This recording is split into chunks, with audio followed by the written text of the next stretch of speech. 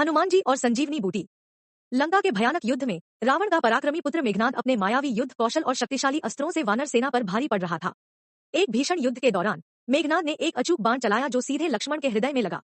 लक्ष्मण तुरंत मूर्छित होकर गिर पड़े और उनकी सांसें धीमी पड़ने लगी। राम और वानर सेना में शोक की लहर दौड़ गई। वैद्य सुषेण को तुरंत बुलाया गया। उन्होंने लक्ष्मण की नाड़ी की जांच की और बताया कि उनकी जान बचाने के लिए एक विशेष जड़ी बूटी की आवश्यकता है, जिसे संजीवनी बूटी कहते हैं। यह बूटी केवल हिमालय पर्वत पर ही पाई जाती है और उसे सूर्योदय से पहले लाना होगा, अन्यथा लक्ष्मण का बचना मुश्किल है। यह सुनकर राम अत्यंत व्याकुल हो गए। हनुमान, जो राम के अनन्य भक्त और वानर सेना के सबसे बलशाली योद्धा थे, आगे आए। उन्होंने प्रभु राम को आश्वस्त किया कि वे संजीवनी बूटी अवश्य लाएंगे। हनुमान ने पल भर भी देर नहीं की और अपनी अद्भुत गति से आकाश मार्ग से हिमालय की ओर उड़ चले। हिमालय पहुंचकर हनुमान ने उस विशेष जड़ी बूटी को खोजने के लिए पूरे पर्वत को छान मारा।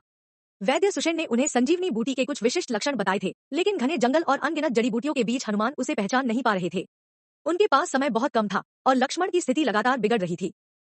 हनुमान ने एक क्षण सोचा। उन्हें लगा कि एक एक पत्ती और जड़ी बूटी को खोजने में बहुत समय लग जाएगा और शायद तब तक बहुत देर हो चुकी होगी। अपने अद्वितीय बल और बुद्धि का प्रयोग करते हुए हनुमान ने एक असाधारण निर्णय लिया।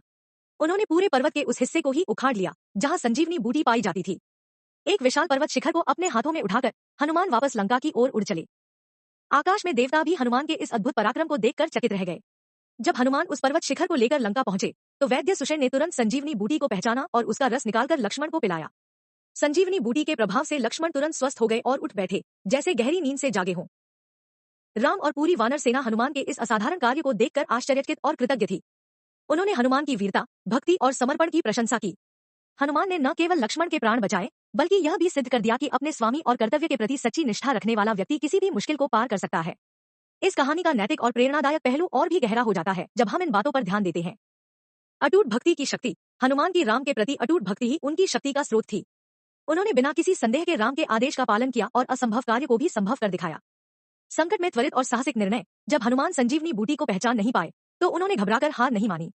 उन्होंने अपनी बुद्धि का प्रयोग करते हुए एक साहसिक और त्वरित निर्णय लिया जिसने लक्ष्मण के प्राण बचाए। कर्तव्य के प्रति पूर्ण समर्पण। हनुमान ने अपने कर्तव्य को सर्वोपरि माना। उन्होंने अपनी जान की परवाह किए बिना लक्ष्मण को बचाने के लिए हर संभव प्रयास किया।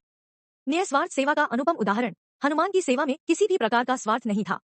उनका एकमात्र उद्देश्य अपने प्रभु राम की सहायता करना था।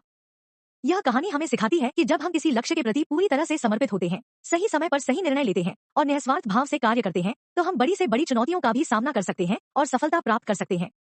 हनुमान का चरित्र हमें भक्ति, साहस, बुद्धि और सेवाभाव का एक उत्कृष्ट उदाहरण प्रस्तुत करता है।